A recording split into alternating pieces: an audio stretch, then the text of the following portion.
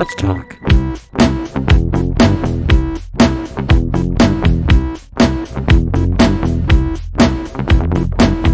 Nice. Hello and welcome to Spencer Explores the Universe, Season 1, Episode 34.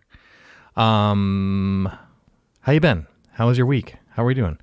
The weather is getting warm here in Portland, Maine, which is very nice. It's very nice to be able to spend time outside. Kind of like makes our house twice as big here in the little city.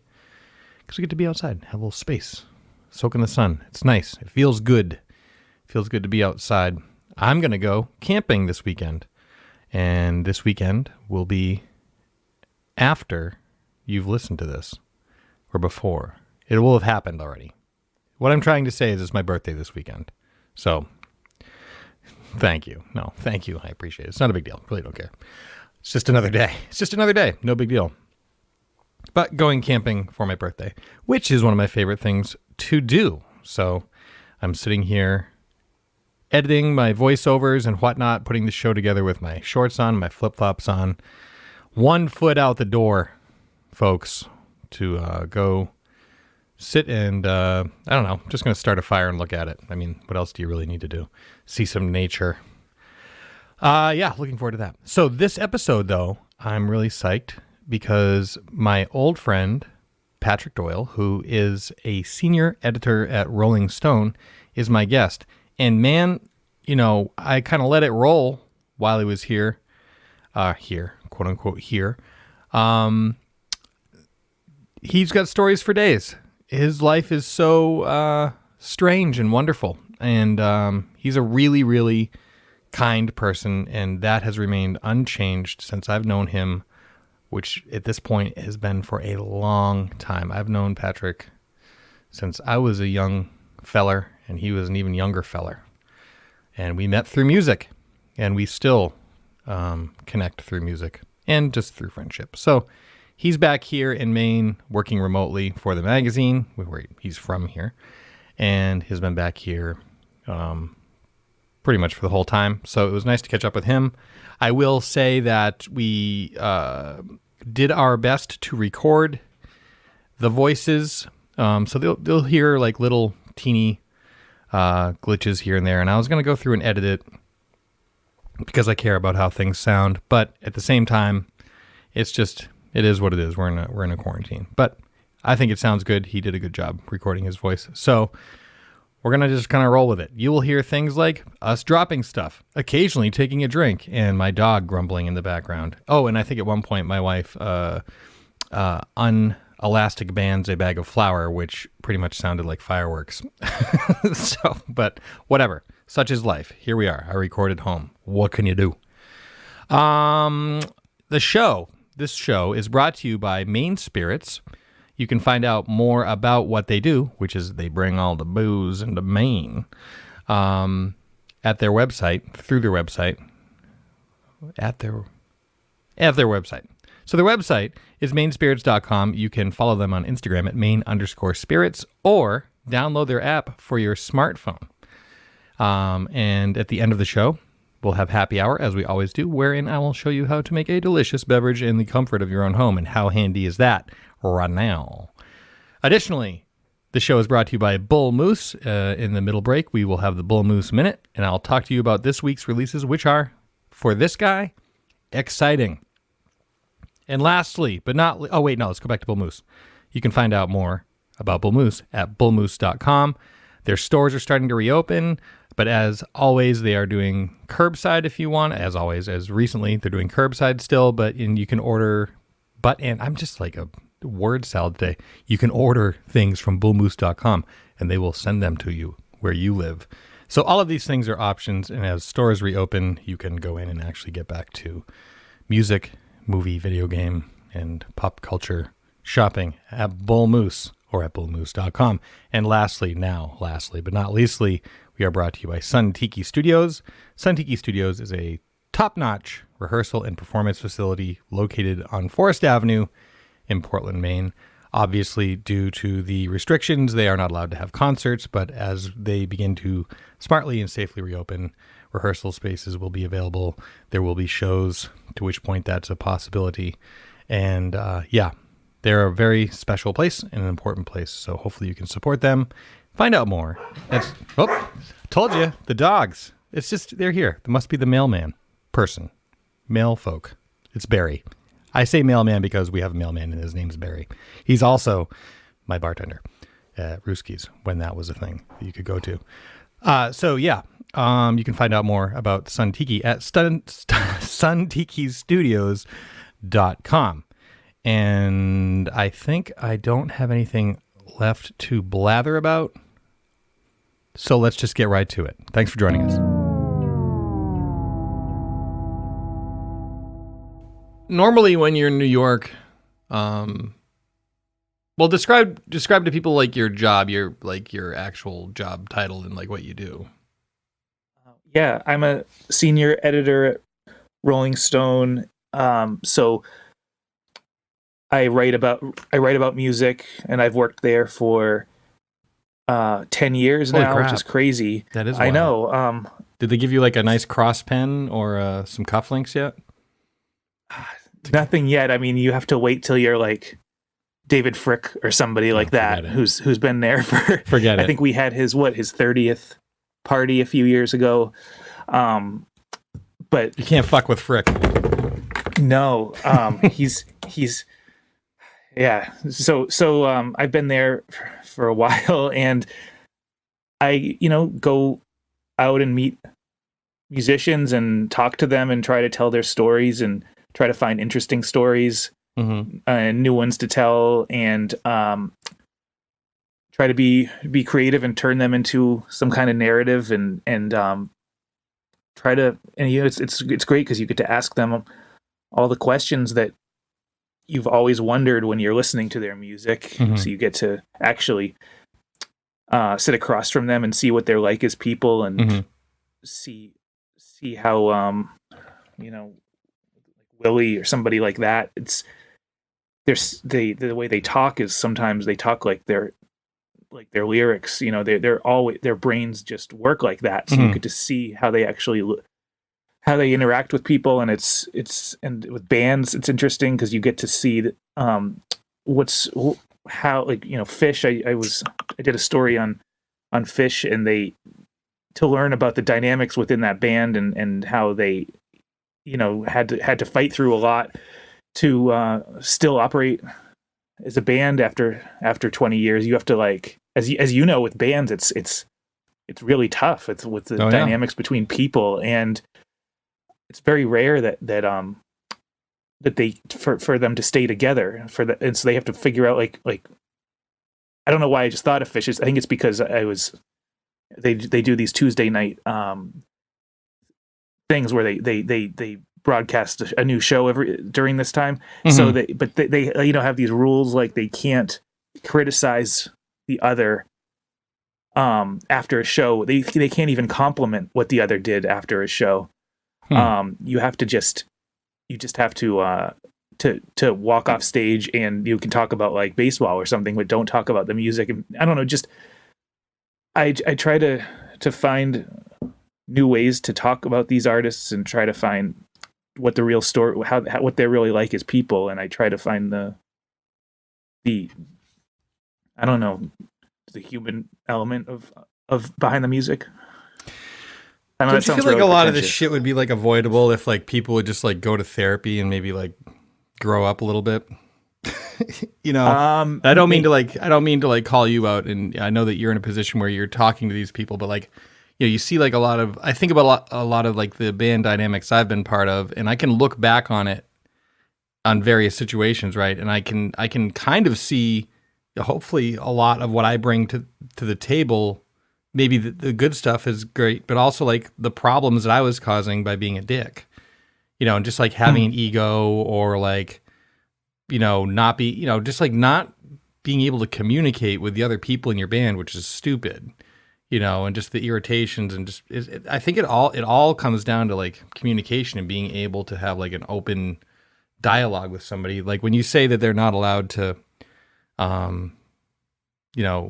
criticize each other, like probably because somebody was being too critical, but you're also not allowed to compliment each other, probably because it was like, oh, I know you were upset with me because you complimented everyone but me, that kind of thing. Yeah, exactly. You know, which to me is just like, okay, whatever. I mean, whatever works. I mean, you know, if they figured out if that's their balance, then fine. But yeah, I mean, I was sort of, it's interesting to see how fragile it can still be after so much time. Like, I think with the Stones, I don't think I don't think it's any secret that they don't really have much of a relationship outside of the band. So they can go on the road together and have a great time playing music and doing their thing, but I don't think that they hang out or anything like that. Mm-hmm. But it's kind of like business partners. I mean, I don't know. I think they were working on a new album, but before that, the last one was like 2005. So I don't think their focus is like getting in a room together and hanging out. Yeah, I can't imagine like wanting to create with people that you don't want to be around. Yeah, it must be really weird to have. It's like a marriage, I guess, that you can't. If you get out of it, you don't. I mean, it's just not the money and the crowds. It's not the same. Yeah, but like, I don't know. Like, at what point is enough? Like, well, the Who, look at them. They I think they don't speak at all. Basically, off stage, Daltrey and Townsend, and we did a story on them, and they don't like each other. It seems Pete Townsend is just kind of he seems like a difficult person. The greatest kind of difficult person, because that's what you love about him too. Yeah. But I've often said that if I had to, like if an alien came down and was like, what's a rock star? And I'd be like, here's Pete Townsend. You know, yeah. He is, you know, he's grandiose. He's destructive. He's gentle. He's thoughtful. He's kind. He's funny. He's mean. Yeah, he's just like really like like a lot of that credit that like I guess like out of the four Beatles, like John kind of is like the person who is credited with being like the most honest or whatever, open or whatever, right? But I feel like Townsend's got him smoked in that department. He's just it's all on the table, and I feel like he also acknowledges all of it. You know what I mean? Even the shit. Those shitty parts, you know. But yeah, definitely. He's like maybe like, and I love that he can't. You know, Lifehouse, that album. Did it come out? No, it didn't. I think that was like the genesis of Who's Next, right?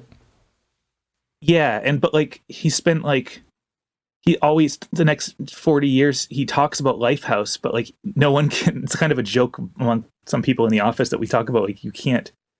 He tries to explain it. What it is, and you can never actually understand what it's about or anything. Right.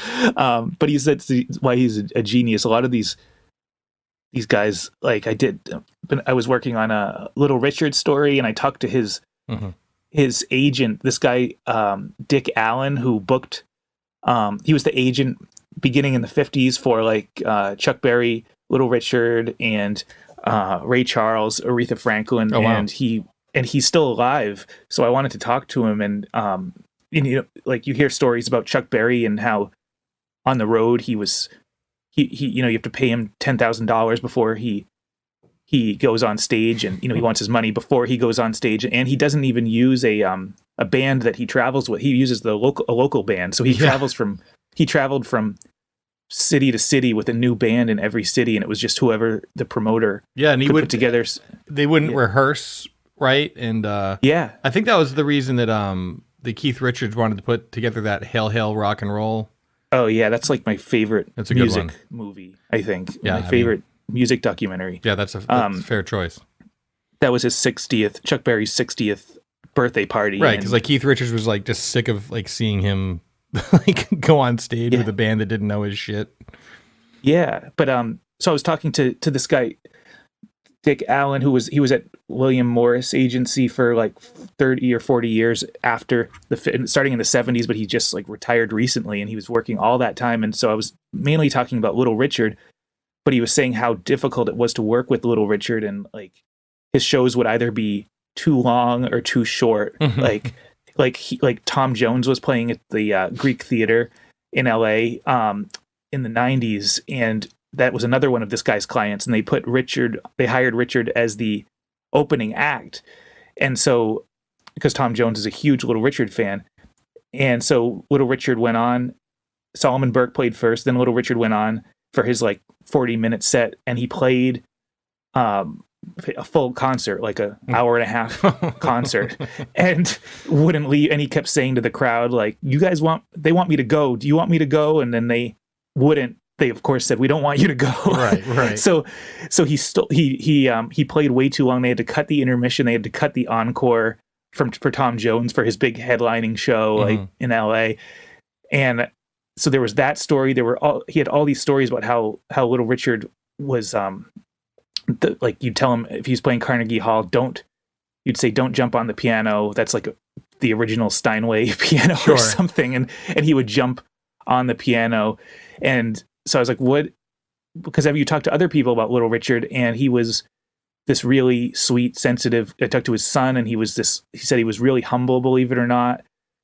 But then he had this other side. But then the son went on the road with him and saw this other side of him that he didn't even expect to see. And with Little Richard being Little Richard, and I said, what's that about? And Dick Allen just said, like, that's the genius that made him who he was. You have to have that little bit of crazy to be that kind of person. So they're all very rare to find ones that are like perfectly reasonable, like for people sure all the time. And I guess that's with any kind of person. Everyone has their sides to them, but I think with musicians it's a little more exaggerated. It seems to be that way, and I mean, probably stems from some amount of like unaddressed mental illness, which I think is, it's fine to be mentally ill, like many people are, or just to have like some conditions or troubles. Like I went undiagnosed for a really long time, and for me, finding out what the hell was going on was great. You know what I mean? Because then I could like kind of like work on it, But I mean, it doesn't mean that I'm not like cured. So like someone like Little Rich, I mean, also like think about it in terms of like, we're talking about mental health now, but like in the 50s, like what shit did Little Richard see with his eyes or endure, or, like there's a reason that Chuck Berry wanted his money up front. How many times did he get, fucked over or, that kind of thing. This agent said that, there were many times when Little Richard would show up in the 50s to a concert, would be guaranteed a certain amount of money, and then the promoters would just be gone after the show, and he would never get paid at all. And he actually he made a deal in 1959 to leave his first record label, Specialty, which he made Tutti Frutti and Good Golly Miss Molly, all these huge hits that the Beatles and everybody was there. Long Tall Sally and all that. The first that was their introduction to rock and roll. So he made a deal where he would he got paid $11,000 for the royalties to all of that stuff to get out of the label. He didn't get royalties according to him after that at all. He got $11,000, and so he sued them for like $100 and something million in the 80s. And I guess he settled, but he was really bitter about that. He would put out a song like Tutti Frutti, and Pat Boone would record a white version of the song, and it would go to number one. What other kind of version could Pat Boone possibly record? Yeah, exactly. The whitest version. But that's what, just because radio stations would play it, and then like Little Richard would say, like teenagers would have the Pat Boone record for their parents to see, but my record underneath it to play. Right. Yeah. There's a lot of that going on, right? The early, like the whitewashing or whatever. Yeah, like he said he was before Elvis. Then I was watching just a bunch of 80s interviews with Little Richard on like MTV and stuff, and he said, I came out 1955, and then they put Elvis out like the teenagers liked me, and then he put out Elvis to like take that away from me. Kind of, he was saying that for a long time. I mean, I have like, I know that a lot of people love Elvis Presley, like they just adore him, and a lot of people I admire too, but I've just never had. I mean, he's got some jams that I like; they're good, but I've always kind of felt like, even before I was, particularly socially conscious, like even as like a kid, I kind of felt like, well, it just kind of seems like he's ripping off, because I was aware of Little Richard first, and Chuck Berry as well, and that was kind of like those two and Roy Orbison were like my introduction to like early like kind of rock music. You know what I mean? I mean, aside from like Was that all your like dad? Or your do your parents have those? Well, my dad was the rock and like my parents are 6 years apart, and it's kind of like an important 6 years culturally because my dad's like the end of the rock and roll, Elvis Greaser, fast car generation. My mom was a Beatles kid, hippie girl. You know what I mean? So I got exposed to a lot of great music in that way. Like Elvis, just to me, it just felt like he was kind of mimicking what other people were doing. Whereas Roy Orbison, I think, is a complete original still. Yeah. I love Elvis too. You do, yeah. Yeah, I think he was a real original as well, and he loved that music so much. That was what he was a fan of it. I don't think he was trying to take away from it. I think he loved it, and he was just. I mean, if you watch the '68 special, he has an album after that called "From Elvis in Memphis." Mm-hmm. That he made at Muscle Shoals in Memphis, mm-hmm. and that's like shows the possibilities of like what Elvis could have been mm-hmm. in the if he had like lived and kept not. I mean, basically after that he started going downhill with just taking everything and got really sad, and he actually his as you know that his day he died, he was supposed to play at the Civic Center. Yeah, was he supposed to play in Augusta Civic Center? He played at Augusta, I think, earlier that year. Oh, okay. He had played at Maine once, but he was coming back and playing Portland. And so there's this movie called is it called Elvis and Me or something, but mm-hmm. it's was the first authorized Elvis movie for like a TV movie mm-hmm. in the 80s, and it begins with the whole scene in Portland. It begins with Elvis, in the bath, being discovered in the bathroom. Sorry, this is getting dark, but spoiler alert: Elvis passed away. Sorry. Thanks, Pat. But then it's this whole scene in Portland that's like unfolding at the Sheraton at the main mall. Wait, did he pass away in Portland? No, he was supposed to play here though. Right. So he everyone was already stay here, there, right? At the Sheraton. Yeah. I didn't know that until I saw the movie. I don't know if that was for the movie or where he was supposed to stay, but he was supposed to fly here that day. Gotcha. Maybe I have it off by one day or something. Maybe it was the day before. But anyway, everyone was already here. The band and I think Colonel Tom, his manager, was already here too. Mm-hmm. So a lot of people have tickets around Maine mm-hmm. for that show that never happened. I've seen some people post those, and it's pretty amazing. What would have been his? Well, I guess it wasn't his last show; it would have been his next show, but he didn't make it. I don't mean to throw Elvis under the bus or whatever. Like I'm not like carrying a torch. Like fuck him. You know what I mean? It's just like there's some Elvis jams I like.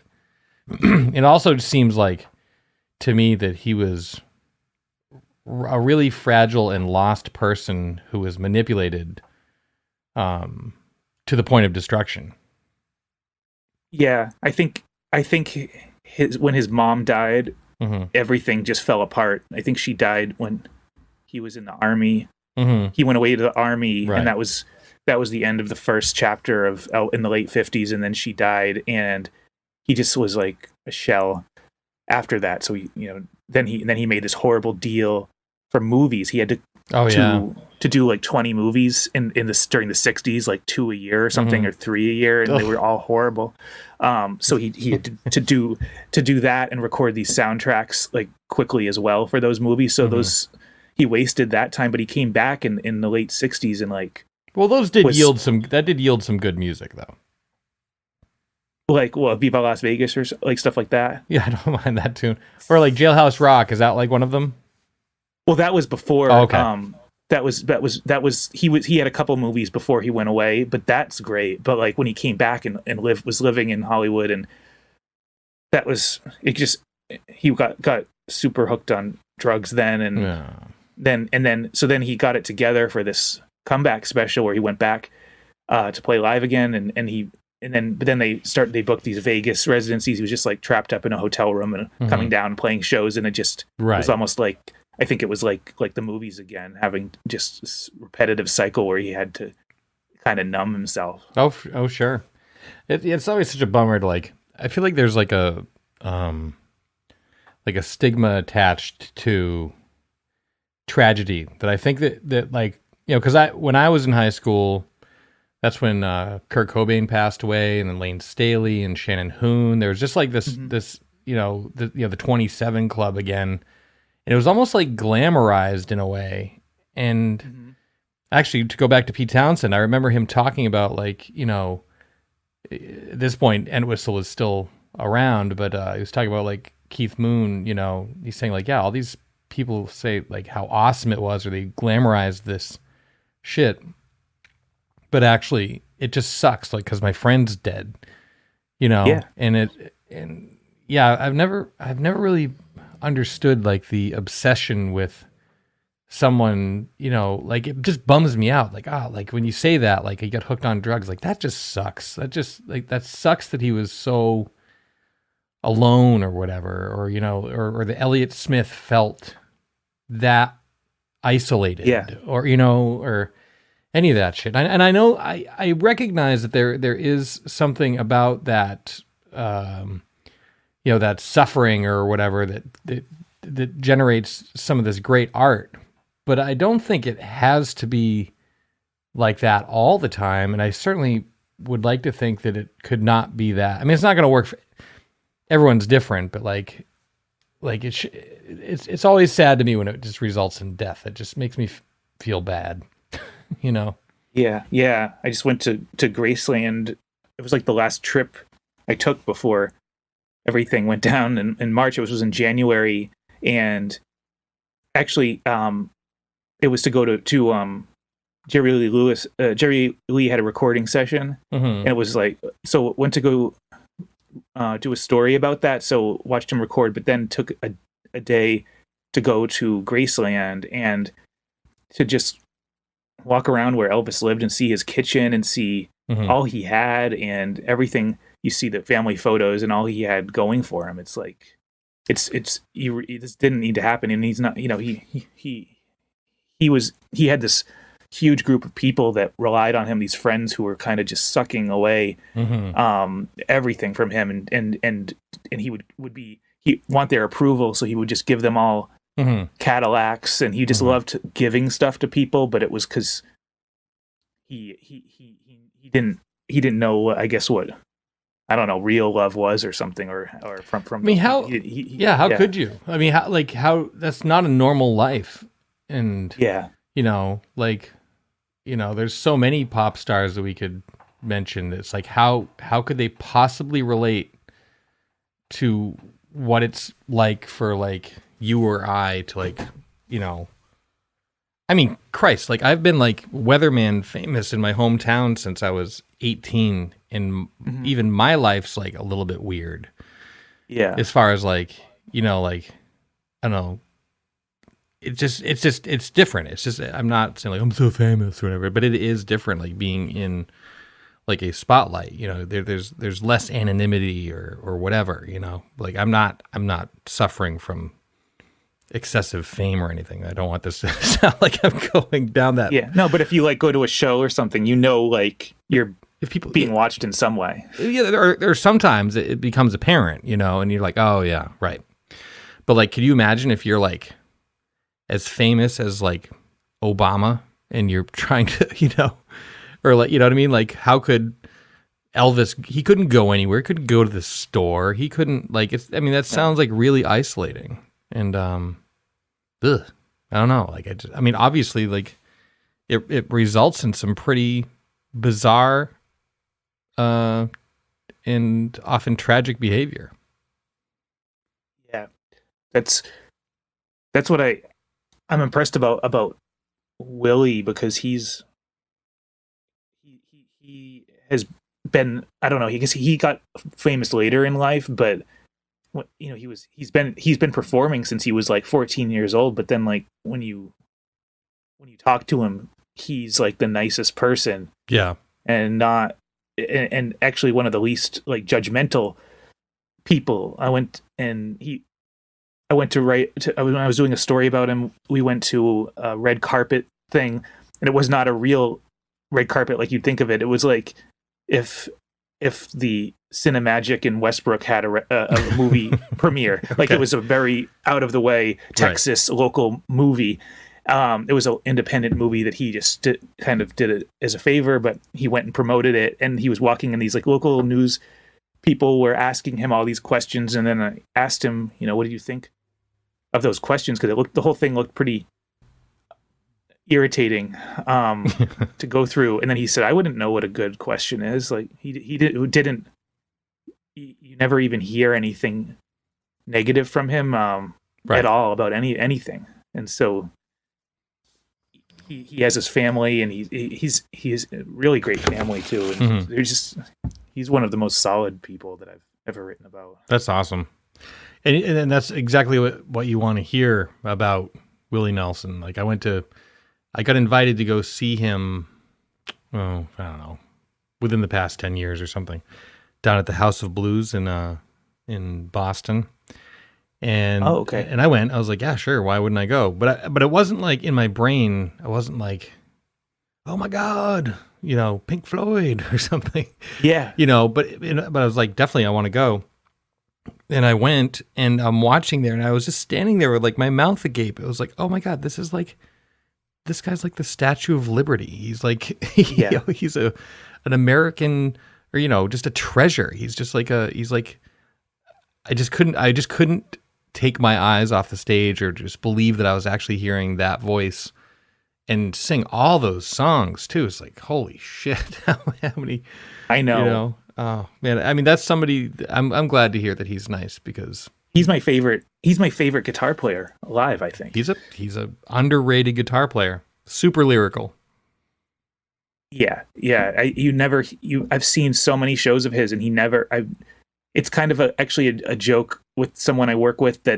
We hear musicians say, they play the same set list all the time, but they always say, we never play the song the same way twice. Mm-hmm. It's like it's a thing that you could hear from everyone, that Keith Richards says it, even though I don't know how true that is, because it's this, but Willie, it's actually true, because he plays like this jazz guitar, Django Reinhardt style, and just he like tries to mess everybody up. He says like it's like walking on a high wire or something. Like he's trying to screw up the band. The way he throws them up, his phrasing is his phrasing different is from anyone. So crazy. Like sometimes, like he's like you're in the chorus and he's still finishing the last verse.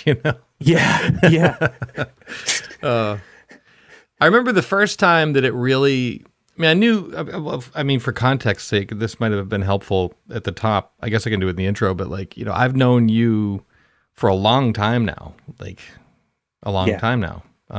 Christ, like nearly 20 years. We should, I found a photo recently. Maybe you can, if you promote this thing, you could put it as in some way. I don't know. Because it's from when Rocktopus played at I think it was somewhere at it was one of your first I know shows, where it was. I think so. It was a ski lodge. It was I bet it was over at Shawnee Peak. Yes. Because that's actually when I remember meeting you. Yeah, it was there, and that was what a great show. And and you had a mustache then. Yeah, and a bowl cut, and you were called Guitar Shredder 41. So we can leave that one out. No way. You said Rocktopus. Yeah, but like we get to know each other like, you know, over the years, and just like we played together, we shared bills together, and you were always like, very clearly like, you know, love music like the most. And when you got your gig at Rolling Stone, it just felt like, holy shit, that is so like awesome and appropriate. And then I think when it really hit me that like really like, oh wait, he's really a writer for Rolling Stone, was when I was like in my kitchen reading, you know, like reading the then new issue, right? And it was a story, I think it was Brian Wilson, or no, maybe it was Glenn Campbell. It was on one of those two. There was a Glenn Campbell story with Brian Wilson quoted in it, so it was probably that. Maybe, but also Tom Petty. Yep, yeah. Yeah, so that was the one where it was a Glenn just like, Campbell story. Yeah. And it occurred to me, like, as I'm reading the story, it's like, wait, Patrick talked to all of these people. Like, you called Tom Petty on the phone. Like, what's your life even like? You know? Well, thanks. Thank you. That was my first feature for the magazine. And I had been trying to get a story going for a while. I was, you know, writing stuff for the website, but I wanted a real feature.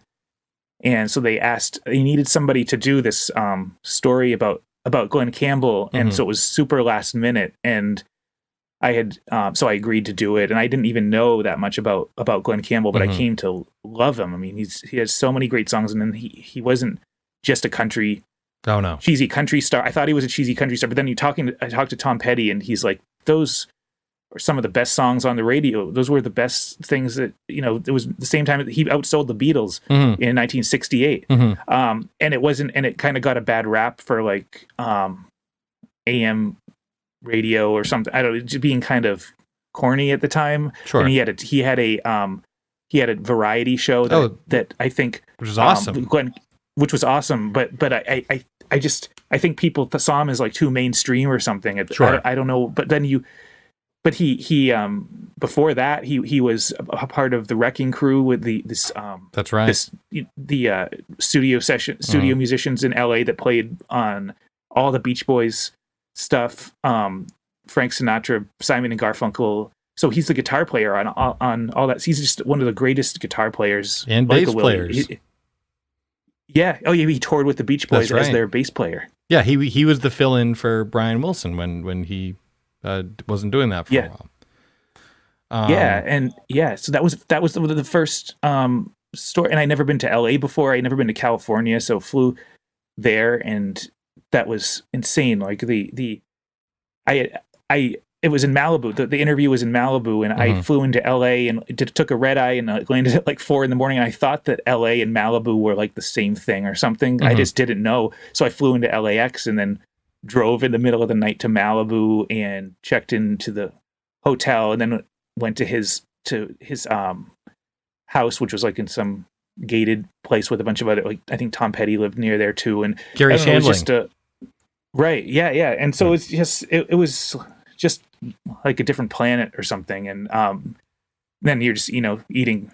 He had somebody cooking up burgers, a guy who cooks food for him who lives there. So that it was, but he was so nice, but he was losing his memory at the time, and so he would forget that he would forget.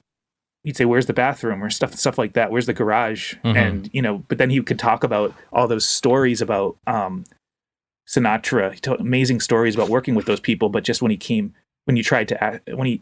kind of came to earth and realized what was going on, he got confused. But then he went on this amazing tour, and I think he played the Merrill in Portland. I missed it. It was amazing. He was still playing great even after that. But that was the first. But all these people talked for that. Brian Wilson and Tom Petty, and I don't know. That was. I think that's my favorite one that I've ever gotten to do, because it was the first one, and it was just to be able to talk to all those people. Billy Corgan even talked, because he's just a huge Glenn Campbell fan. Yeah, Glenn Campbell hit my radar. I don't know. I can't say. I remember him from when I was a kid, just because the songs were on the radio, and then my my aunt and uncle were country music people, so they had his records. So I remembered his face more than anything. Yeah. And in my brain, I equated it, I think, with that kind of like that AM Gold kind of vibe. Yes. You know, what I like, meant, oh, that's not for me. But then in my, I don't know, like we had a Glenn Campbell moment, and it was like, oh my God, this guy is a monster. Not in a bad way, like just like as a player, like just incredible singer. And then, I mean, Wichita Lineman is just an unreal song and performance. And that variety show has one of my favorite. He has Stevie Wonder on to do his version, Stevie's version of "Blowin' in the Wind," and it's got like, there's like a house band, that you can't see off to the side. There's like a little mini orchestra, and you think like, oh my God, like Stevie's gonna just like clean the floor with this guy, but nope. Glenn is like holds his own. He knows what time it is. He's just so purely talented. There was an awesome documentary that was attached to. God, I want to say it was that Stone Temple Pilots album, the Tiny Music, from the Vatican, right? And that was recorded by Brendan O'Brien. They did like the whole like house route kind of vibe, I think. But in there, just randomly, like without announcement, it's the three band members, not Weiland, and the three of them and Glenn Campbell, and they play Wichita Lineman together, like live in the studio and filmed it. You should seek it out. It's really, really good. Yeah, Wichita Lineman. That's such a strange song. Yeah, about a very specific thing. I know. But yet so relatable. Yeah, definitely. But yeah, you mentioned earlier those early shows that you played and rocked. Okay, I won't say Rocktopus no, you again. Can, that was the last time I said it, but you can say Rocktopus GS41. Yeah, that's that. I mean, those were some of my favorite shows I've ever seen, because it was like I had my own like Beach Boys, Beatles, you guys were a band that was that were just very vital and very just putting out these amazing albums that in real time there wasn't a lot going on at that time. So to have a band that was new and putting out just these amazingly crafted and all the harmonies, and I think 2 Feet on WCYY. I just remember that was the first thing, and then Bad Math shortly after that. But then and you played it in Portland at the at One City Center on the balcony. Yep. And who were you playing with at the time? Who are the players in the band? Well, I think it was was it Pop Sicko or Rocktopus at that time? By the time we hit the Pop Sicko was 2 Feet, and then actually Bad Math was supposed to be Pop Sicko Volume 2. I didn't have any intention of leaving Rustic, but we just dissolved, and then all of a sudden, this whole era you're talking about is funny to hear you think of it so highly, because I think of it as like I remember just being like pretty terrified, and like I had to like learn how to sing. Lead vocals, not just harmonies. Like lose my voice like every show for a while. But yeah, by the time we hit that show, that live show you're talking about, the patio show, that was Rocktopus. Oh man, that name came from John Nolan from SAZETU. Do you remember that band? No, they're a Seacoast, like Portsmouth area band. They were super excellent band, excellent people. Great. He actually wrote that song "Things Were Better" that Zach Jones sings? Oh yeah, he wrote that track. No way. And he was talking about, I don't know, he's just a very funny guy, and we would always be joking. And he mentioned something like, it'd be a great band name, Rocktopus. I'm like, and I called him. I'm like, hey, can I use that? He's like, don't use that. I was like, but I want to. He's like, you really shouldn't use that. Trust me, don't do it. Don't use any name that I come up with. Don't do it. Yeah, and I remember going into, because at the time, like for us, like we took it very seriously and like wanted to do a good job, but there was also like an element of kind of like that, like pre-Tenacious D, like rock worship kind of vibe, like Yeah. And then Tenacious So you D. did Badfinger? Yeah, we did do Badfinger. I still love Badfinger. I mean, a lot of those tenets, I still love that stuff. We just kind of like went on a different journey. I remember we went in and showcased for Brian Malouf, who was then an executive at Epic Records. He's like one of those record executives who's also like a mix engineer, like a very decorated, studio engineer. So he knows about music. He's not just like, selling sneakers. He knows what time it is. And he was super kind and came to our show. And then he invited me over to the office the next day. And I sat with him and he was listening to the record and he's like, yeah, this song, he plays a song that's like rocking and he points to the name like Rocktopus, that works. And then Cool. he plays another tune. He's like, he points to the name again. He's holding the CD. He's like, doesn't really work, does it?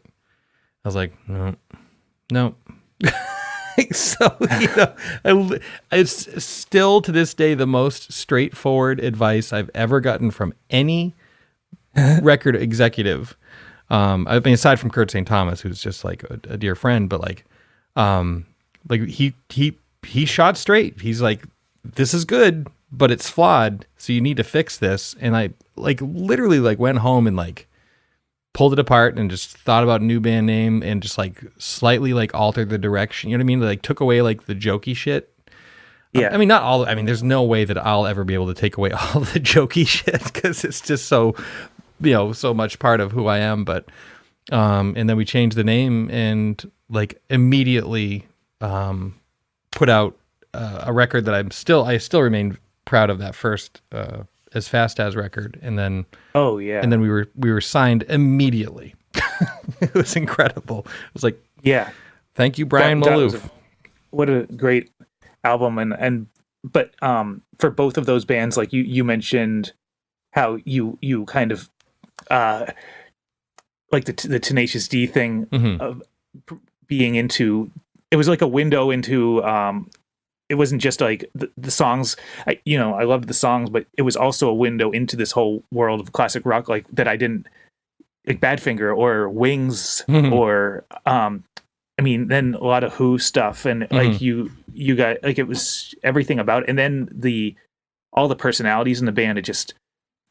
It works with both versions of the band. It was everybody had their own personality, like all great bands do. And I don't know, so that was when I was getting into music, and that was I had so much fun at those shows. You go to big arena shows and see the legends and stuff, but I had just as much fun seeing you guys and then hearing, okay, and then I could go to a show with you and talk about what you were up to, and remember you were working on the As Fast As record, and you're always and still are. I heard so prolific. I heard this the ice cream truck song you just did, and I was like, oh man, you just did it again.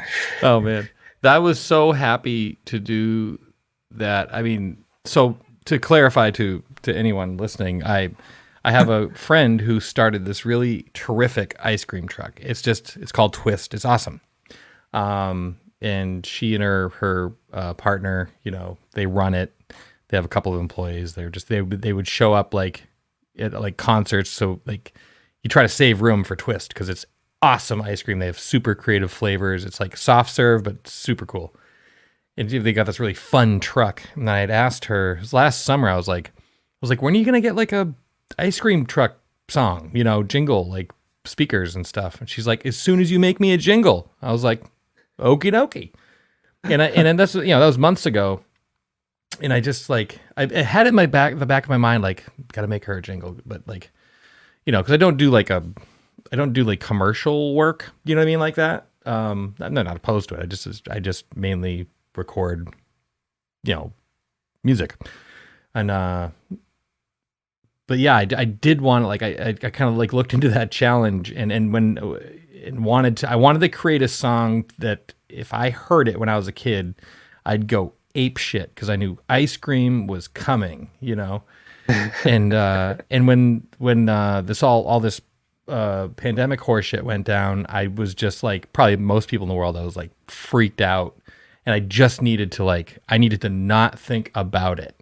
And I was like, this is a really good time to cheer myself up with an ice cream jingle. And I'm so pumped with how it came out, and I love how much she loves it. I love everything about that. And I the other thing too is I just like, I surprised her with it because we hadn't talked about it. It wasn't like she commissioned me to like make a jingle. You know what I mean? Like, You just sort of showed it to her. Yeah. Like she didn't hire me to make a jingle. Like she's just like, make me one because you're my friend, and I was like, okay. And then I just out of the blue, I sent it to her. She's like, oh my God, I love it. So I know that it made me happy to make it. It hopefully will make people and children, of all ages happy to hear it because they know ice cream is imminent, and it made her happy to get it. So win as far as I'm concerned. I love that. Yeah, it's probably like my most successful song to date, if you judge it by those, that criteria. Yeah, that cool. Period of time was like when you and I were getting to know each other, and I was still kind of, because I had like Rustic, which I existed in, but then all of a sudden, like I didn't intend to be out in front of anything. It wasn't like I was itching to get out or anything like that, Did you leave Rustic when it broke up, or did you leave before? It just came to an end. You know what I mean? Like, yeah. It kind of like fell apart, like slowly, like a ship like entering back into the atmosphere, too fast. Like one wing came off and another wing came off, and then we're like, oh, we got it, and then we're like, nah, eject. But yeah, we just kind of like, two record deals that got shut down on us, like through no fault of our own, was just enough. I think it would just put us through a lot, and people wanted to try other things. And so like, I loved that period of time. And I certainly had like an affinity for that 70s, 60s and 70s music and into the early 80s, which I still do. It's just kind of like where it's what I cut my teeth on. And that was also like a period of time, like we brought up like, Tenacious D, like they obviously, like Jack Black, like gets that. Dave Grohl, who's like connected to that, gets it and loves it. Like you can tell he sincerely loves it, And if you think about Nothing Left to Lose, which is arguably the Foo Fighters like heaviest record. Yeah, I love that album. It doesn't get enough attention. It really doesn't. I think it's their best one. Yeah. And Learn to Fly is like, that's like, if that's not a Wings song, I don't know what is. Right. It even sounds like, also to like have him come out of, the Nirvana and make that first Foos record was just like, it was so poppy. It's like, I did not expect that from the guy from Nirvana. And I just loved that. I loved how much he loved it because it was like, me too. Like, I think he's a little bit older than I am, but like not by much, Right. Maybe like under 10 years ish, And so we kind of had like a similar frame of reference. I could tell that when it came to like the fundamentals of what is awesome. And I love that he could be like from, a couple of the most rocking bands possible, but still just absolutely love pop music. Like, pop as defined by like bands who played pop music back in the day, like not necessarily, like radio pop or whatever we think about it in those terms now, but like, Wings were a pop band, and they were a fucking great pop band. They had a pretty good songwriter in the band, as it turns out. Yeah, but then you told me about those McCartney 2. Oh. You told me about that recently, and I think maybe a year ago or something, and I played that for a long time, and that just sounds, I can hear where you got a lot of what you do from, like that kind of being in the studio by yourself and like taking risks and like, and just, if something needs to be an instrumental, make it a crazy instrumental, right. You can just go in any direction. I have other, like Ram is kind of like the gold standard for me. Yeah. But there's something about McCartney 2 that I love it so much, and I think it's the spirit of it. And I think what I like about it is that, like, yes, obviously, being one of the highest selling artists of all time, like he has access to great studios and whatever engineers. Like, he can realize his vision, like, even if it's like a giant orchestra or whatever it is, like, he can see it through, right? Mm-hmm. But here he is just like hanging out in his house, smoking weed, and playing with synthesizers and stuff. And I feel like it's a real window into like his instincts and like what he can accomplish on his own. And I even like when I was a little kid, I just related to that album so much because it was just like so. I even love the cover. Like, he's very clearly like going through some shit, right? Like that. I mean, not that I don't know. What would you say to Paul? Have you ever met Paul McCartney? There's a question. Yes, you have. It was at the Rock and Roll Hall of Fame back when Ringo got inducted. Mm-hmm. So Paul gave his speech. It was in Cleveland, and the Rock and Roll Hall of Fame is sort of affiliated with Rolling Stone. Jan Wenner, who started Rolling Stone, also co-founded the Hall of Fame. And so every third year they do it in Cleveland. So for a while it was like New York.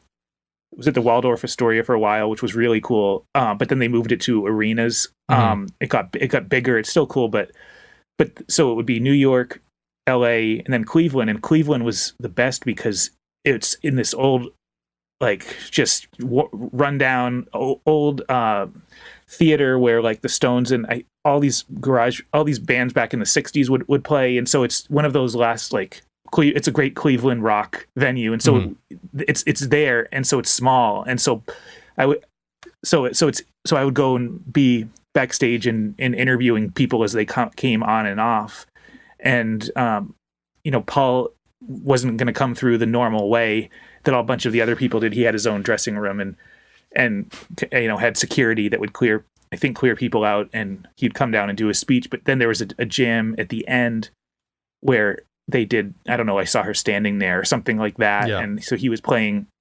And then, then afterwards the show ended. And I remember Miley and Joan Jett walked like arm in arm away from the stage. I remember them walking by and seeing all these people crowded around Paul. And so he was just, I've heard that he can be very accessible and give everyone their moment of Paul McCartney, everyone he meets, he's very kind to do that. But so all these people were around him, and I really wanted an interview with him because they had sent me to Cleveland, and he was the number one on the list. You make your list of who you want to talk to, and yeah, sure. I hadn't gotten him yet, and it was the end of the night, and so I had to try. So I went up, and it was weird. Like almost everyone felt like everyone parted, like this huge circle around him, but like somehow I got through it without any trouble. And then he just like turned and then he put his arm around me, and he had his own photographer there. And so they took a photo, and he was like posing, pointing at me. Like it was, he said, you got a little bit of a Beatles look going there, don't you? He said to me. So he said that, and everyone was laughing because he's very charming. And so we took the photo, and then he sent me the photo, which I'm so happy to have. But I decided I said, would you answer a few questions? And he said, for sure. And so we talked. It was after he did the Kanye song. So that was the first time he talked about that. So we got to put that up, but just had a great interaction with him. And then he was gone, but I remember when I first met him, he had his Hofner bass still on him. It was just like he's standing there. It's like, oh my God.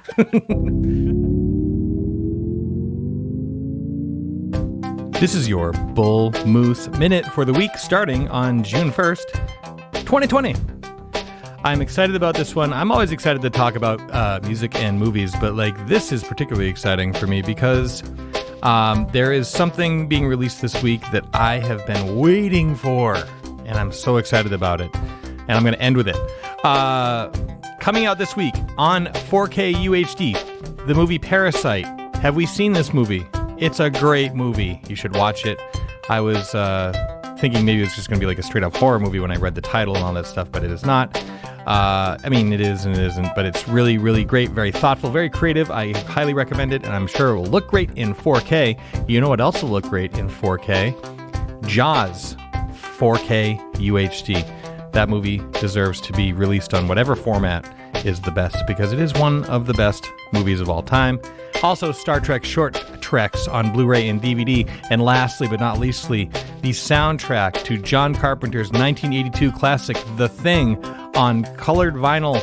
And it says here from Chris, it's a cool package. I cannot wait. I've already got mine ordered through bullmoose.com, where you can order home delivery or curbside pickup, or several stores are open, and you can go check them out in person finally. I never did meet him, but came very close one time, because when we were recording with Tony Visconti, he was then married to May Pang, right? And there's just several degrees of connections to the Beatle world there. And they got invited to it was a Paul McCartney CD release party for Run Devil Run. Do you remember that? Oh yeah, the rock and roll tribute album. Yeah, it's great. And a bunch of crazy people played on that I didn't. Yeah, Dave Gilmour, Ian Pace. David Gilmour plays guitar. Yeah, Ian Pace from Deep Purple's a drummer. And I remember Rolling Stone only gave that 3 stars, and I was like, "That's neat. Deserves more than that." Yeah, come on, Rolling Stone. Gotta fire your senior editors. Let's go. So we got in.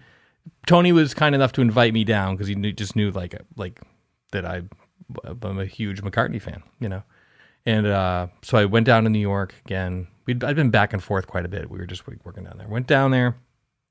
We go to the show, and it's a small theater, like maybe the size of the State Theater, the Hammersmith Odeon.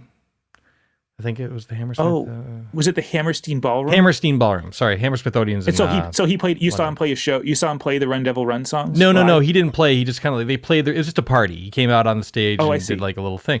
But when we got there, we had these passes. Oh, and I saw Derek Taylor from Oh yeah. I was like, oh my gosh, you're Beatles. Yeah, you're a person from books I've read, and all of a sudden I just hear this like Spencer, and I turned around. It was Sid McCain, who is name drop John McCain's daughter, but she was our project manager when we were on Arista, and she left to work at Capitol, which is where, so she's part of this event, and she's like, what are you doing here? And I was like, oh, Tony and May invited me. It was like wicked nice. So like, and she looks at my pass, which I'm just like grateful to have, I'm grateful to be there. She's like, oh, hold on, let me get you the good passes. I'm like, what is happening?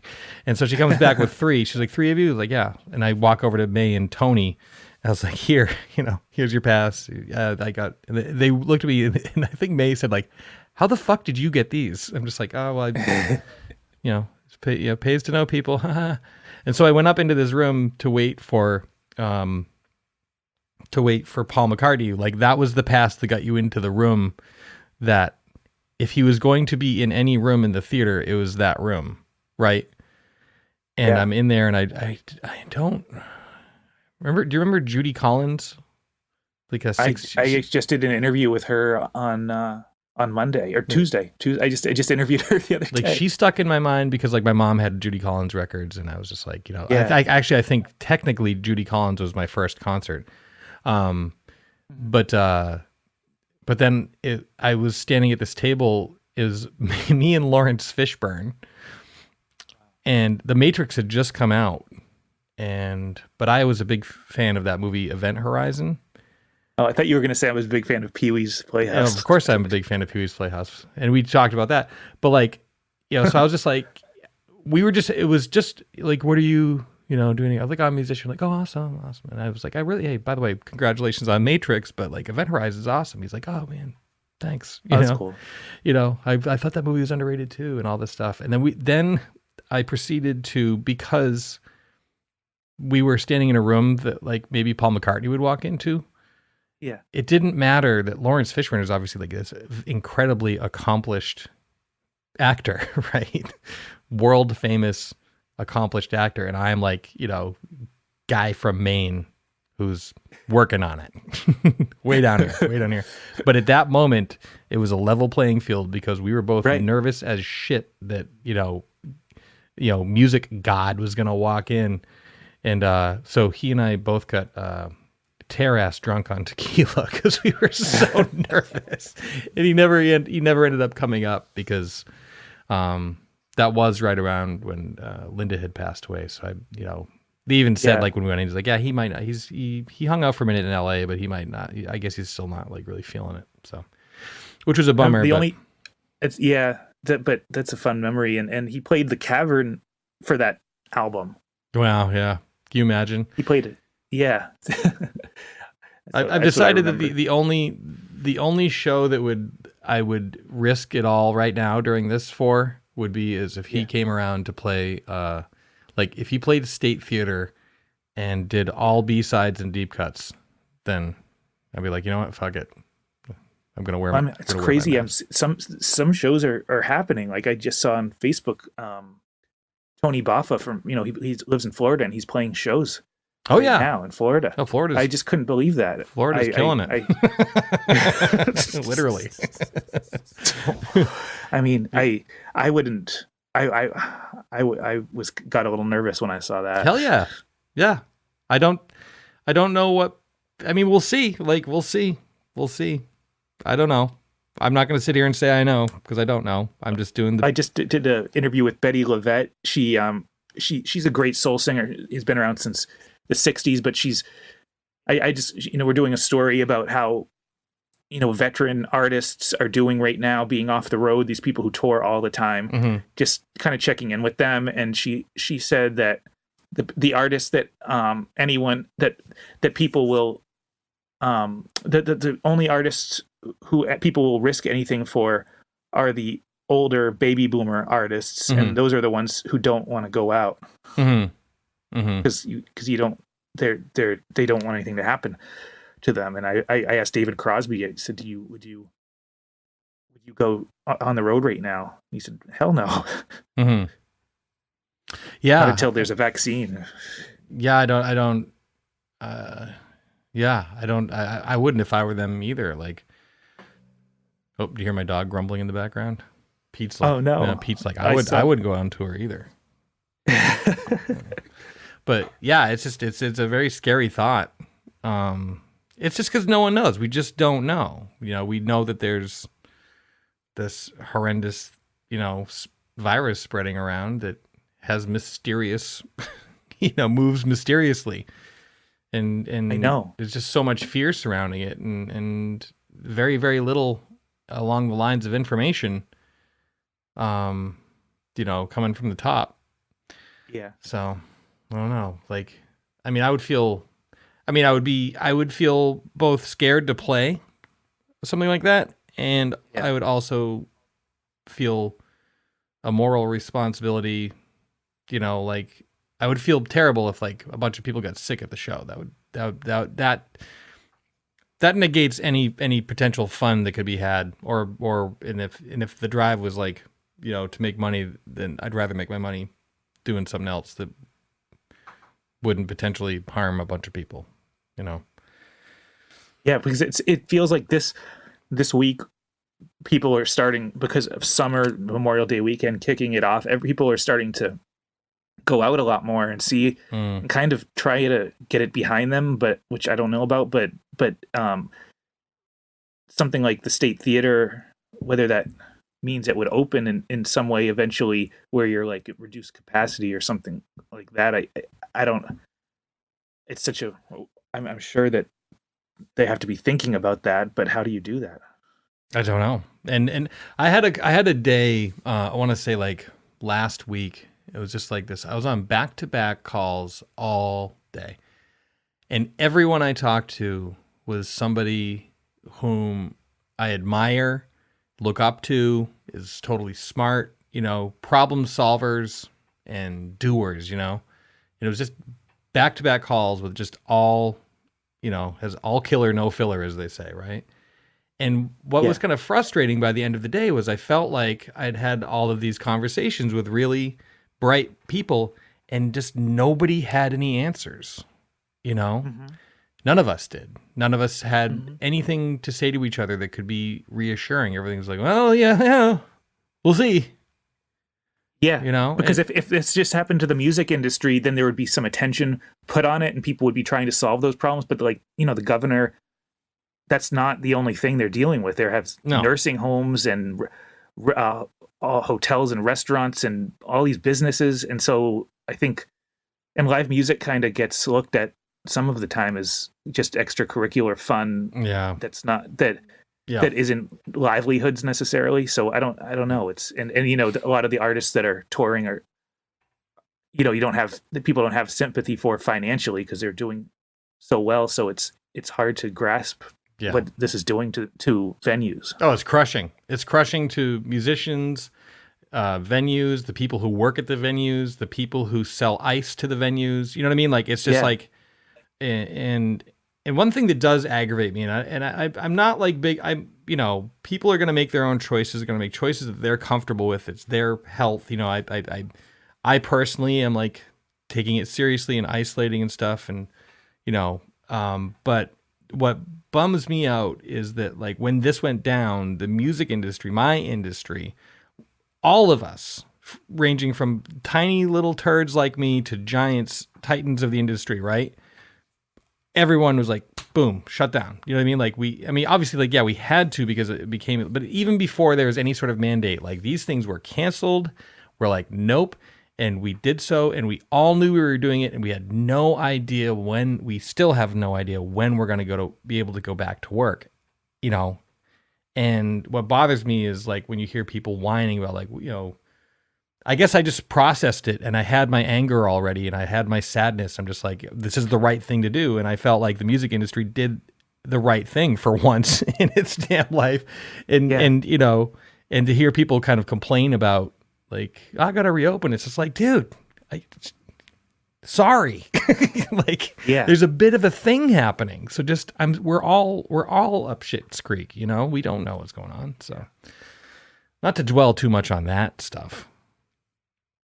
Yeah, but it's worth talking about. It is worth talking about, and it's like it's unavoidable. Like every conversation that you have, like it goes back there because we're all dealing with it, right? Yeah, I know. Trying to cover it in the music industry, how to the live, just that. I remember when I think it was the day Kobe Bryant died. There was like some coworker. We were talking about that. I don't know. That was late February when things were starting to set in, and he just said, "I can't." He was talking about a Neil Young tour that Neil Young was actually supposed to. He posted on his site that he was actually going to play Portland with Crazy Horse. That he was going to do a tour of arenas, that run down old arenas that were not the corporate. The new ones, but the old school ones. And so he was going to play there. So he was excited about that. And then another coworker said, "Oh, I don't know if these shows, I wouldn't bet on these shows happening." And then he's like, "That's crazy. What are you talking about?" And then what's going to happen to Coachella, all the Stones, everybody just says, "See you next summer," or "See you next year. Hope things go okay." Yeah. South by Southwest got canceled. Right. And then that is what happened. Yeah. Yeah. I remember when I was, I saw Pearl Jam, canceled their tour. Yeah. And I was like, oh, there we go. Yeah. It's over. And then I saw like recently that I follow either Grohl or the Foo Fighters. Doesn't talking a lot about Dave Grohl, but which is fine because he's cool. But they posted it. I saw them. They was it the rescheduled dates, right? I was like, oh, June. That's interesting. And I start scrolling through, like, oh, June 2021. Got it. Okay, yeah. Okay, everybody, let's get ready to not work for a really long time. Yeah, I don't think the tour that Motley Crue and who else was going out together, Motley Crue and all these other bands, was a reunion tour for them. And I think that one's still scheduled for like in August or something because they don't want to. I don't think they want to give back the money yet. They don't want to say it's canceled because a lot of groups were postponing till next year to say, okay, the tickets will be used, but a lot of them can't do that, so they have to give back the money, and that's where these Live Nation, I don't can't imagine they'll give back the money for this. That was that. Are you Motley saying Crue the tour Live was so- Nation wouldn't do the right thing? But that tour was unexpectedly huge, like the biggest tour of the summer, Motley Crue's reunion tour. Yeah. I mean, I know that you're a big fan, so I'm a huge fan. Yeah, they definitely informed me as a child. I was like, you know what? This band is exactly what you don't want to do. I can't even enjoy it ironically. I'm just like, no. More as people they're great, not just the music. Yeah, I've never met any of them, but I'm I don't know. It seems like it might be a little. The book. I'm sure that there are many places in these United States of America that would be more than happy to go to a sold out Motley Crue show right now. So yeah, should play there. I said to my friend was going to see Morrissey at the Apollo in April, and he was really excited. And I said, I don't think the show's going to happen. This was in March, and he said, "Oh, it's going to happen. I'll be there." And I said to him yesterday, I said, "Would you go to that show right now?" He said, "What would the setup look like?" I said, "Okay, maybe 60% capacity, and so that maybe every other seat is empty." He said, "Yeah, I would do it." I wouldn't do that. Some anecdotal evidence right there. Yeah, right.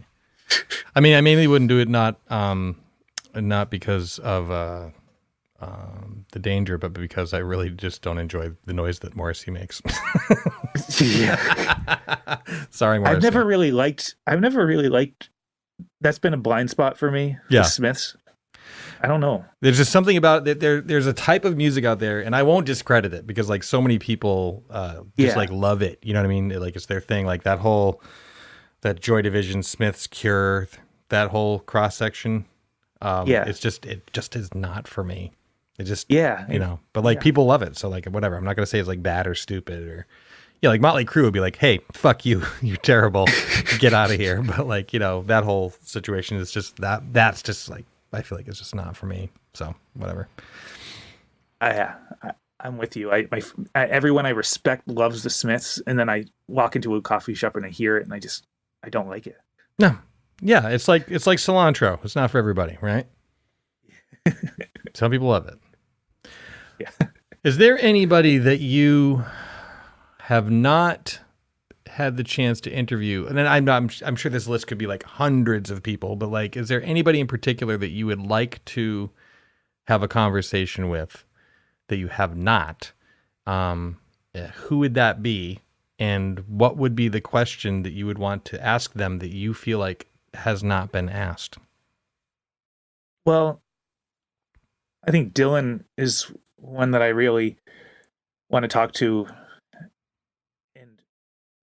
Far as it's not so much a question, but I think a lot of times when he's been interviewed, there's a lot of focus on the 60s. I heard from someone who spent some time with him a long time ago, like this was in the early 2000s, and he had a meeting with someone, and he said he could just come from an interview. He said they just want to know about the 60s, and I've been there and done that. Like, I don't want to, who cares? It was 40 years ago.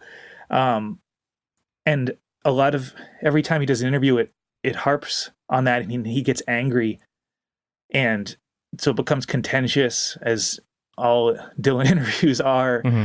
But I would just want to, I read an interview I really liked, he did for AARP, where they talked about old rock and roll and Buddy Holly and stuff. And I know this doesn't sound great, but funny to me.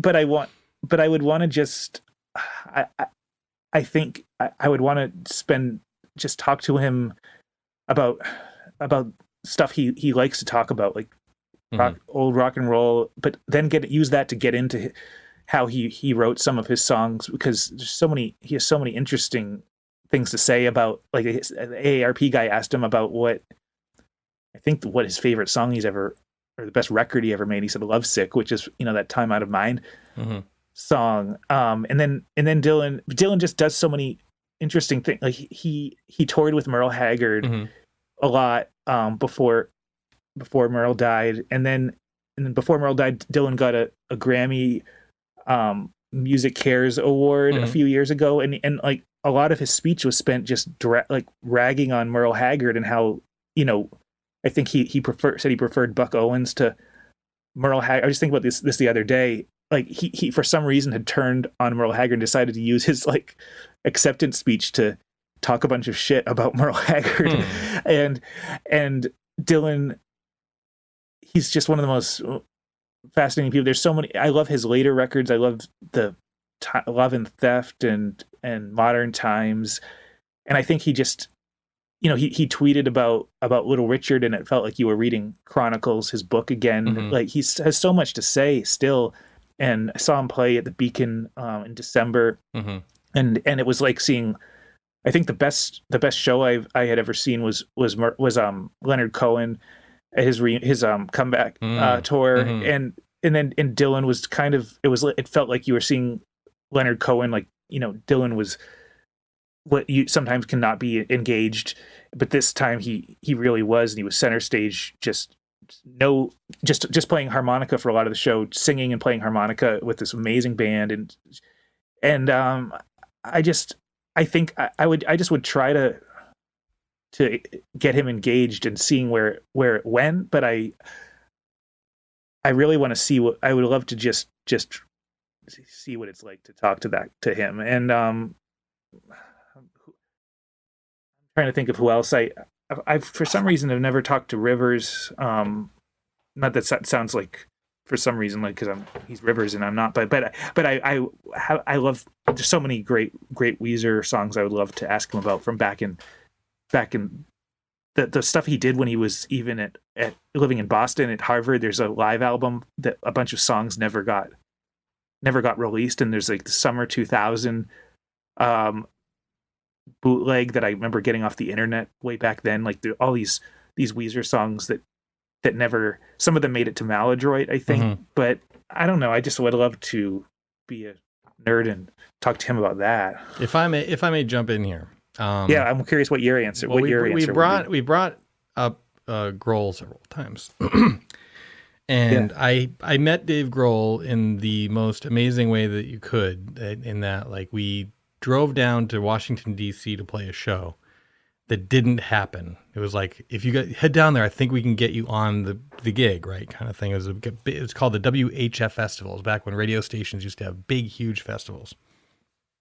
And so we were doing this thing at the time where we would go to those festivals and play like in these common areas acoustically. And it actually worked really well for us. We actually met Daniel Lanois doing that and built up our Boston area following and all that shit. You actually get to play to a lot of people when they're on their way to, you know, we would just hand out CDs and stuff like that. So we were going to go do that in Washington, D.C., got down there, drove all night, just straight down. It was awful. And we got there and we couldn't play because, it just didn't get pushed through, right? So there we are, tired, we're broke, we're hungry, it's awful, we just feel like shit. And we would go back to the hotel that my mom booked for us because we are the... she was like the office manager at the time, right? For our little record label / management company. So she booked us a hotel that it was in a safe neighborhood because DC can get kind of rugged sometimes. And then had parking for the van and the trailer and all that stuff. So we go back to the hotel and Tony and I are at the bar drinking our last money's worth of beer, right? Like, fuck it. Like, and so he finishes his beer, goes upstairs, and then all of a sudden, like, I'm just like looking around, like Dave Grohl walked in. I'm like, what is going on?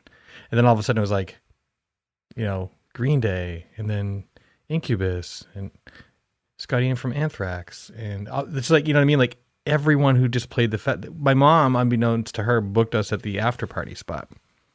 And awesome. Right. And Dave Grohl was there like first. And he's like, hey, what's up, man? I'm like, hey, how you doing? He's like, did you play today? I'm like, no. And I kind of told him what happened. He's like, oh man, that sucks. I was like, yeah. But if he would know how that felt. Exactly.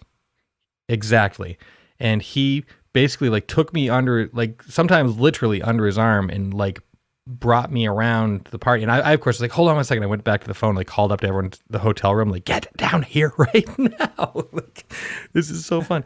But he like bought me beers and just like, and you know, like there's like Billy Joe from, you know, Green Day. And he's like, did you play today? And girls like, nah, they didn't get to play. They drove all the way from Portland. Even Billy Joe's like, that sucks. You know, like everyone there had been in the van and they knew that. And they were all like super chill, wicked nice, you know what I mean? And like where they were like asking me questions. And actually at that time we had one CD with the rustic, with it had Bowie on it that we had finished with Tony Visconti. I had one. The band had one. We had one. And I told Grohl that he just lost his fucking shit. He's like, you recorded with fucking Bowie? Are you joking? Like, you know, everyone's like, wow. So he's like, I became like his little like brag friend. It was kind of funny. He's making me feel like $1 million. There's no reason for him to do that. And the reason is because he's a nice person. Cut to a few years later, here in Portland, Maine, there was the end of the Weezer and Tenacious D tour, right? And they were having an end of tour party. I was there. Right. Same here. I would not at the party. I saw that show. It was amazing. Right. So the party happened a few days beforehand, and I got invited because I was friends with the person who owned the venue, and they were told like, get some people in here so it feels good, but like, not crazy. And so I went down there, and there's on stage, it's Tenacious D and then half of Weezer, Rivers and the drummer playing, You Call It, They Play It, classic rock karaoke, basically. Which is so fun, right? And then everyone kind of gets off stage, and it's at the Skinny, which is now Gino's. It's just a tiny little place. And, Jack Black, guess what? Super nice. Like, just comes up to you like, hey, what's going on? Just like, he's exactly who you think he is. He is Jack Black. And then I was at the cheese table. I remember just very distinctly being at the cheese table. I had like my drink, I put it down. I'm getting some cheese from the snack, selection. And this whole just briefly, what you're describing sounds like it was like 100 years ago. Not because of what you're saying, but because these cheese tables and bars like that just seems so foreign right now. I know. It's true. Yeah. And so Rivers Cuomo is also getting cheese from the cheese table.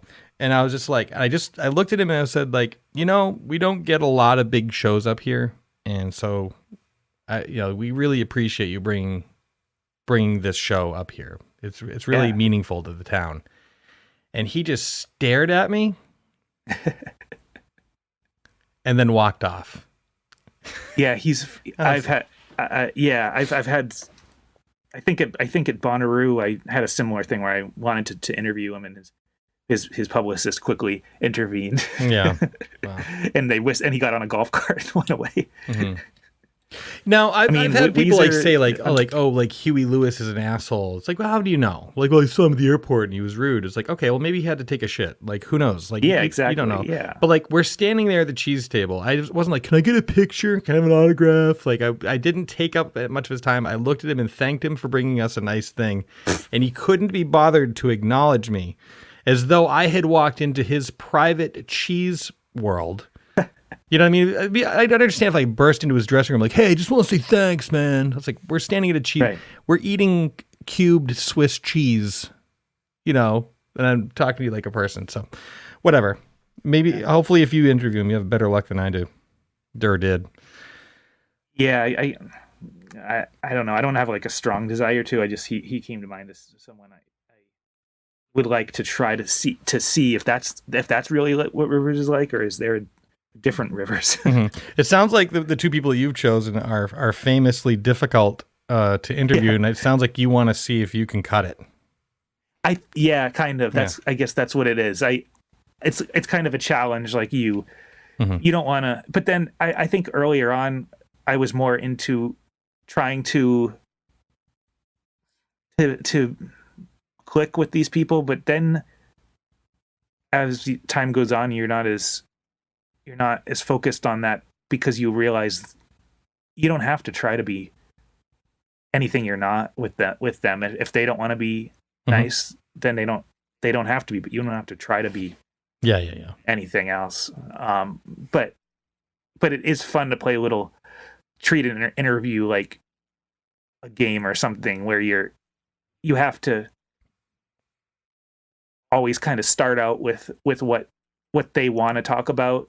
Mm-hmm. You know, you get in through their new project, you know, something that they know they want. But then if you get that out of the way, or use that to get into stuff you actually want to talk about, mm-hmm. and then when you feel they're getting maybe uncomfortable, getting too you're treading dangerous waters with them, then you jump out and you go back to what they want to talk about, and then you jump back in, like just sort of little things that you learn along the way. To get the hot scoop from the celebs. You should have a master class. How to get hot scoops from top celebs. Well, you never know. It's not, well, as far as scoops go, you never know who's going to help you. When I was in Memphis for that, Graceland Jerry Lee Lewis thing, and I went down, and there was a guy in the studio, Jacob Tolliver is his name, and he was actually in the touring version of $1 Million Quartet, that Broadway show with Elvis and Jerry Lee and Johnny Cash and Carl Perkins, was it? And so he was there in the studio. I had talked to him online before, like on Instagram and stuff. We had mutual friends, but we went out. He asked if I wanted to go out for dinner after this session. We went out and hung out, and I didn't know. I don't do that a ton where you just meet someone, decide to go to dinner with them. But I said, yeah, what the hell? And then fast forward to earlier this month, I wake up to a text from him and say, hey, I heard that Little Richard died. And because he's plugged into that world with classic rockers and stuff. And I was like, oh, and you could only find little things online, like on Instagram, maybe someone who maybe looked like they knew Little Richard said, we just lost Little Richard this morning. But, he told me that he heard that. And then we ended up breaking the news about Little Richard dying, because it went out to dinner with this guy and who was not the biggest name in the world. He was a great person, but then that can lead to, hot scoops. To finding out. Yes, scoops. 2 scoops of raisins. That could be. Oh, I'm also thinking about your jingle, but oh yeah, scoops of ice cream. Yeah. My number one, my first number one. You recorded your first number one jingle, ice cream jingle. Well, I always love talking to you, and I'm it's never lost on me when I do open up a copy of Rolling Stone, and I am old school and still like to open up copies of magazines. And well, you've been in Rolling Stone. Well, you're not just a fan, you're in it. Well, we've done stories on you and Beatles Night and everything, and reviewed. I know. But anyway, so it's anyway, crazy. It's crazy to me. Always love talking to you because and I always, if people say, who should I listen to? It's always, I say, well, okay, well, start with maybe this the greatest hits thing you put out. The signature half step compilation. Yeah. But I don't know, from the Popsicle into Rocktopus as fast as, then that Destroy the Plastic Man with that's kind of like you doing your McCartney 2 thing a little more with them, and I don't know. Yeah, I was smoking a lot of weed. Yeah, that's what I've been. Basement. Yeah. So anyway, every single chapter of your career, I follow it. So always love talking to you too. Well, see, for me, first of all, thank you. And to, I don't know. My brain doesn't allow me to like sit within the context of any of the people that we've just talked about and hear from you the same. You know what I mean? That same, like to be mentioned in the same context. And yes, it means a lot. It's Yeah. like it's a really big deal. And Rolling Stones have been a big deal to me like my whole like since I can remember being into things, and that to be able to be in it blows my mind. But additionally, like that you are there is, to me, it's just amazing. And I love seeing you like flourish and do this and just like, write these great stories, and you're just out there. And every time I see you, it's like, you don't have like, you haven't lost your joie de vivre or whatever. Like every time I see you out of the show, you're out having a good time. You're there because you love the music, and that's what it's about. And what more could you look for in a music writer than somebody who just simply loves music, Thanks. Well, Portland is, that's a big reason why, we did the story about the Portland scene. We did these best music cities.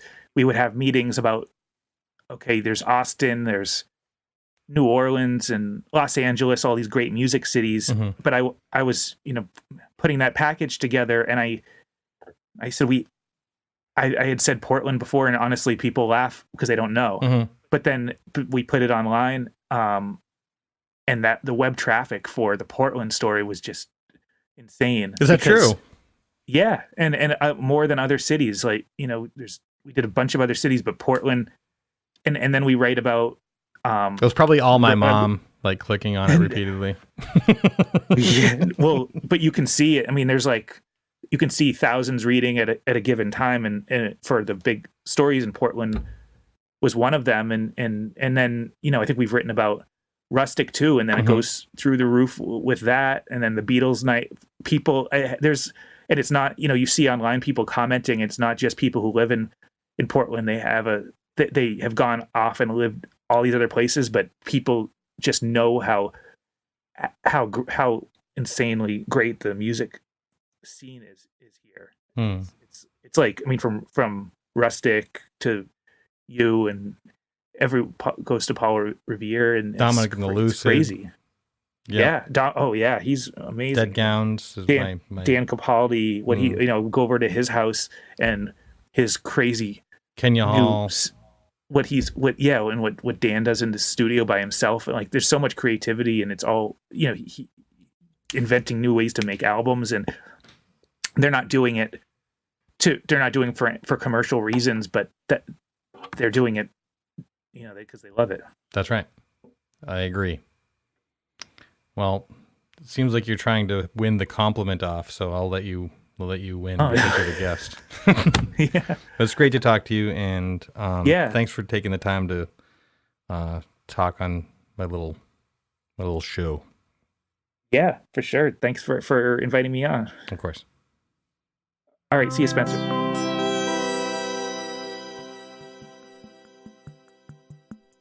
It's time for Happy Hour, presented by Main Spirits. This week we're going rogue. And by rogue, I mean my wife had an idea for a drink, and I think it's a really good idea. So she wrote me up this little recipe to read to you, you fine folk, and she even named it. So, this is not a classic cocktail, but it may become a classic cocktail because you can make it with things that you probably have in your fridge. So, with your permission, and my wife's, because she handed me the paper, I'm going to show you how to make the drink that she calls a green rocket. So let's get our tools together. We're going to need a mandolin or a sharp knife, a shaker, a muddler, a jigger, a strainer, and a coupe glass. For ingredients, we're going to need Bombay Sapphire Gin, some green vegetables, we'll get into that in a minute, lime juice, and ice. So, let's build this thing. Use a sharp knife or mandolin to thinly slice 1/4 cup of celery stems and leaves. Set that aside. To your shaker, add the celery, as well as 1/4 cup of arugula. So you can use a celery or arugula. Add 1 ounce of simple syrup and 1 ounce of fresh lime juice and muddle that together until thoroughly bruised. Now, add 2 ounces of Bombay Sapphire Gin and ice, and shake it until very cold. Double strain into a coupe glass and garnish with a lime or an arugula leaf. Arugula leaf. That's a tongue twister. Arugula leaf. Arugula leaf. Arugula leaf. Let's have a sip of this concoction. Yes, it's a garden party for your face. So you're taking all these green vegetables, like we're on a CSA, so we get all kinds of vegetables in. And how can we be using them more in our cocktails? That's what we want you to do. We want you to look in the fridge and imagine how different herbs and whatnot, aromatics, can be used. And oftentimes, the kinds of vegetables you're going to use to make a soup will also taste good in a drink. So we're encouraging you to try it.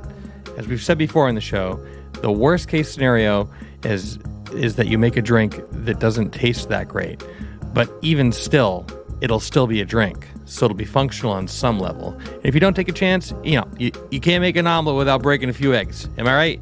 All right, so give it a shot. This has been Happy Hour, brought to you by Main Spirits. You can learn more about these drinks and other drinks that other people make at mainspirits.com. You can download their app for your smartphone or visit them on Instagram at main_spirits. That's it. There's no .com at the end of that because it's Instagram. And as always, we encourage you to drink deliciously and responsibly.